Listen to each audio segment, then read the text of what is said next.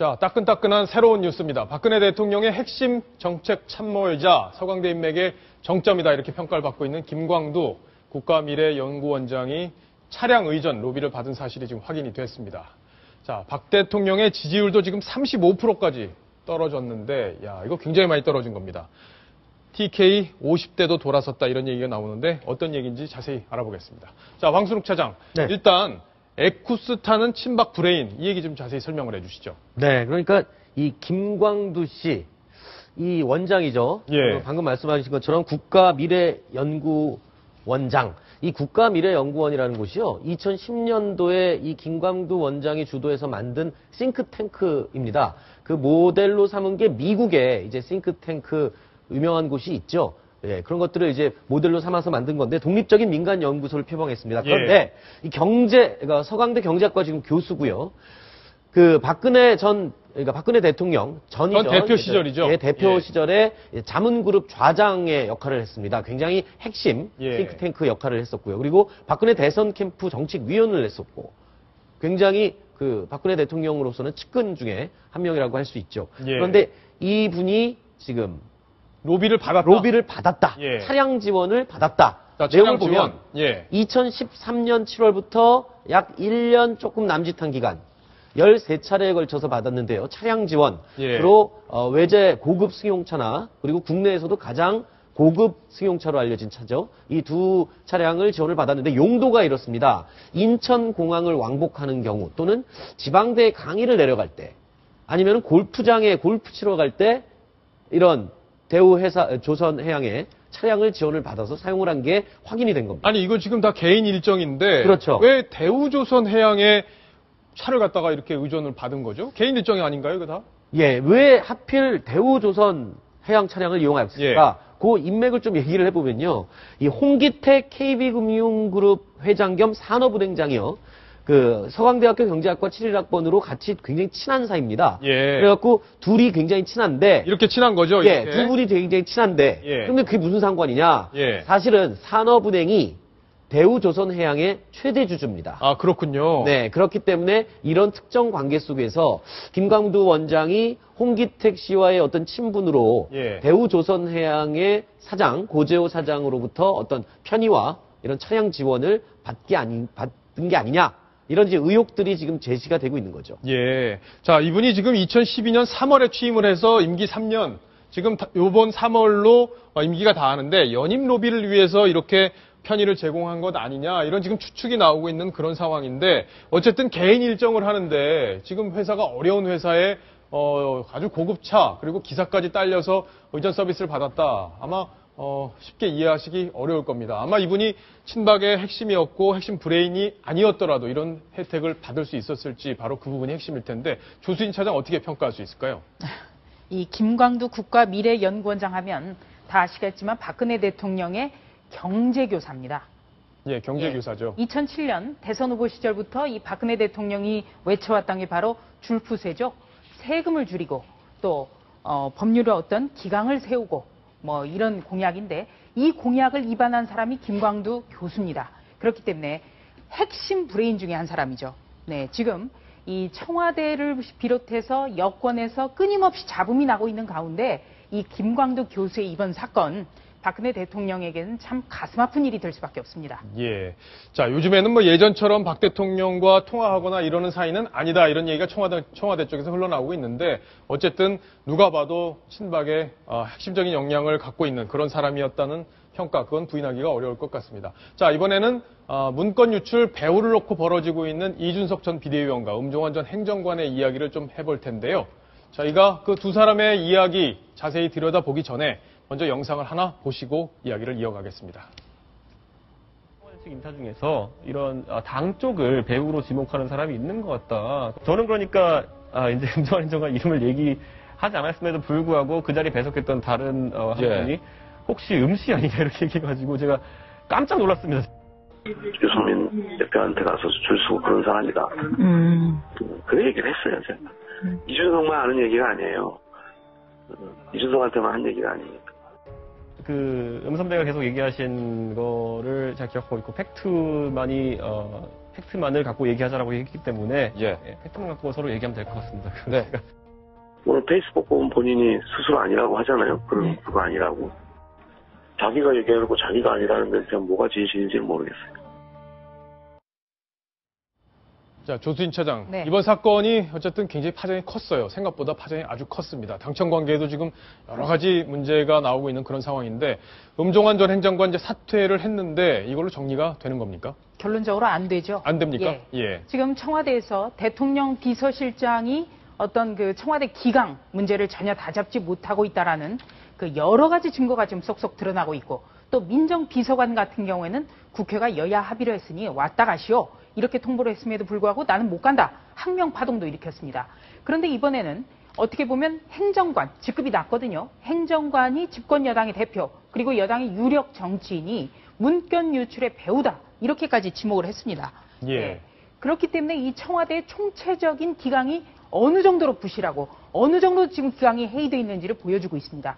그래서 음종환 전 행정관의 사표가 수리가 됐지만 여지는 계속 남을 수밖에는 없죠. 그리고 또 이준석 새누리당 비대위원의 경우에도 상처가 꽤 클 것 같습니다. 굉장히 이준석 전 비대위원 하면 신선하고 정말 정치와는 거리가 멀기 때문에 각광을 받았는데요.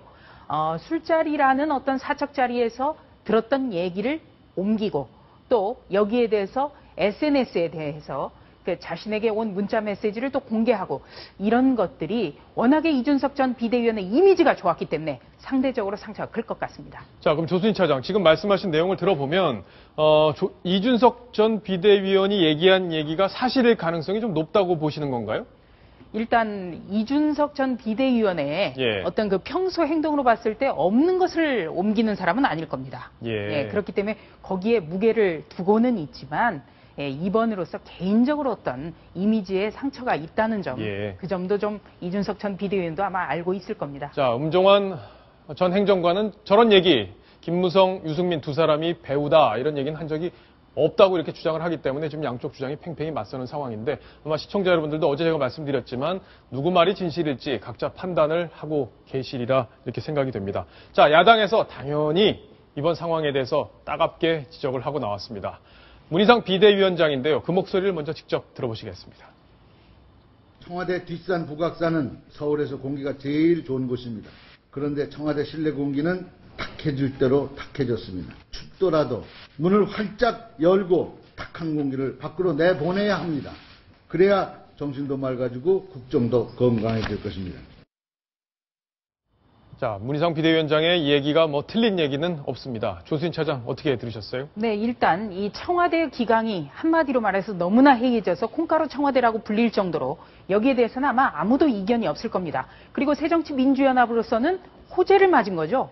그리고 또 이번에 그 2월 8일 전당대회에 출전한 문재인 의원이라든지 또 박지원 의원은 공교롭게도 청와대 비서실장을 했고 또 민정수석을 했습니다. 그랬죠. 네, 그렇기 때문에 더더욱이 새정치민주연합으로서는 청와대의 기강 문제를 꼬투리 삼아서 대여 공세를 할 수 있습니다. 자, 야당이 지금 상황이 그렇게 녹록한 상황도 아니고 국민의 신뢰를 전폭적으로 받는 상황도 아니지만 저런 지적이 나오는 것 청와대 참 가슴 아프게 생각해야 될 듯합니다. 저런 논란 이제 앞으로 청와대에서 나오지 않아야 되겠죠. 저런 논란이 계속되니까 지지율이 지금 35%까지 이 충격적인 수치인데 사실은 취임 이후 지금 최저치죠. 그렇습니다. 예. 네, 지금 3년 차를 출발하겠다고 야심차게 신년 기자회견까지 했는데요. 이번 여론조사 35%. 그러니까 한국갤럽에서 여론조사를 시작하고 나서 박근혜 대통령의 지지율이 최저치를 찍었습니다. 자, 그러면 물론 저런 문건 유출 배우를 놓고 논란이 벌어지는 것도 영향을 미쳤겠지만 근본적으로 이렇게 40에서 30대로 떨어진 이유 조수진 차장은 어떻게 진단을 하고 계십니까? 일단 이번에 신년 기자회견을 듣고 많은 사람들이 박근혜 대통령 이런 말을 할 줄 알았다는 반응이 참 많거든요. 그러니까 어떤 3년 차가 되면 소통이라든지 또 청와대를 이렇게 쇄신하겠다. 어떤 강도 높은 쇄신책을 기대했던 사람들이 많을 텐데 이 결론적으로 말씀드리면은 소통이 별로 이루어지지 않았다. 그리고 국민들이 생각했던 어떤 쇄신책은 전혀 없었다. 그렇기 때문에 이 박근혜 대통령의 양대 지지층이 있었습니다. 하나는 연령층으로는 50대고요. 또 하나는 대구 경북에 아주 굳건한 지지층이 있었습니다. 그래서 박근혜 대통령의 그 지지율은 콘크리트처럼 단단하다. 이런 분석도 그동안은 참 많았었습니다만 이 50대 지지층 그리고 대구 경북의 굳건한 지지층에 균열이 가기 시작했습니다. 자, 저는 이거 보고 솔직히 진짜 충격을 받았습니다. 잘못하고 있다, 항상 잘하고 있다가 대구 경북에서는 크게 앞서는데 정치적 고향이기 때문에 근데 이게 역전이 됐다. 야, 이게 진짜 저도 깜짝 놀랄 만한 그런 얘기인데 일단 대구 경북 그렇고요. 50대도 좀 비슷한 상황이죠. 50대 상황을 다시 보겠습니다. 50대라고 하면 대통령의 전통적인 지지층이 결집해 있는 그런 곳인데 이것도 역시 지금 50%로 역전이 됐네요. 이 대구 경북 그리고 이 50대에서 잘하고 있다보다 잘못하고 있다. 이 응답이 높은 것도 이번이 처음입니다. 자, 처음이다. 자, 황순욱 차장이 보시기엔 어떻습니까? 대통령의 지지율, 대통령이 잘하고 있는 부분도 많고 지금 경제에 대해서 올인을 해서 국가 경제를 다시 한번 살려보겠다. 이런 방향도 사실 맞는 건데 국민의 눈높이로 살짝만 더 내려온다면 그래서 소통을 한다면 국민들 마음 많이 사지 않겠습니까? 어떻습니까? 사실 지난 그 기자회견 때 신년 기자회견 때 핑크색을 입어서 소통을 강조를 했었고요. 올해 이번에는 그 빨간색을 입어서 경제 활성화를 아마 강조를 했었던 것 같은데 여전히 국민들이 원하는 건 어떤 소통 그리고 어떤 좀 더 부드럽게 좀 오갈 수 있는 커뮤니케이션을 원하는데 그게 아직까지 좀 부족한 게 아닌가. 국민들 눈높이에 봤을 때는. 예. 그리고 또 문고리 3인방을 끝까지 감싸고 돌았다라는 이미지를 남긴 게 국민들 입장에서는 뭔가 국민의 뜻을 아직도 잘 모르고 있고 반영을 안 하는 게 아니냐. 이런 좀 불신이 조금씩 쌓여 있는 게 느껴집니다. 그렇군요. 예, 그리고 대통령이 신년 기자회에서 강조한 것, 바로 청와대 문건은 정말 허무맹랑한 것이었다. 터무니없는 것이었다. 이렇게 입장을 정리를 했는데 바로 그리고 나서 이 음종환 전 행정관이 옮겼다는 그 문건 유출 배후 파문이 벌어진 겁니다. 그렇다면 문건에 배후가 있다라는 얘기를 음종환 전 행정관, 이 십상시라고 불리는 그 행정관이거든요. 예. 그리고 또 음종환 전 행정관 같은 경우에는 이 2012년 대선 때 공보팀장을 했었습니다. 캠프의 공보팀장을 했고 가장 그 전략적인 행정관이라는 평가를 듣습니다. 어떻게 하면 기자들에게 어떤 얘기를 했을 때 어떤 기사가 나오고 이 기사가 향후 전국에 어떻게 이루어질 거다 이런 전망까지 하는 분인데요. 그렇기 때문에 이 문건 유출 배후를 지목한 것 결과적으로 검찰 수사가 굉장히 잘못됐다는 얘기인데 자 여기에 대해서 박근혜 대통령이 시급하게 해야 될 게 있습니다.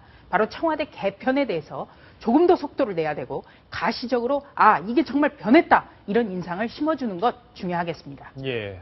자, 문건이 어쨌든 내용이 지금 근거가 없는 걸로 여기까지는 검찰에서 지금 확인을 한 내용이고 야당은 이게 부족하다고 지금 주장하고 있는 상황이기 때문에 앞으로 어떻게 논란이 진행될지 더 지켜봐야 될 것 같은데 박소연 기자도 정치부 기자 오래 했잖아요. 네. 박근혜 대통령한테 팁을 하나만 준다면 자 이런 거 한번 해보시면 국민하고 좀 소통이 좀 잘 되지 않을까요? 하는 부분 뭐가 있을까요? 네, 일단 뭐 경제를 살리고 이런 것도 중요하지만요. 국민이 원하는 게 지금 거의 확정적으로 보이잖아요. 예. 이것만 해주면 국민들이 좀 이게 소통이 되겠구나라고 느끼는 부분이 분명히 있습니다. 그런 부분에 대해서 좀 이렇게 자신은 나는 옳다 이렇게 고집하지 마시고 좀 이렇게 국민들의 뜻을 내가 좀 반영하겠다 이런 의지를 보인다면 훨씬 더 좋은 결과가 나오지 않을까 그런 생각이 듭니다. 자, 박근혜 대통령이 국민과 소통하기 위해서 토론 시간도 늘리고 또 기자들의 질문도 더 많이 받는 그런 노력들이 있었는데요. 앞으로 조금 더 국민 눈높이로 내려와 주시기를 저희가 한번 기대해 보겠습니다.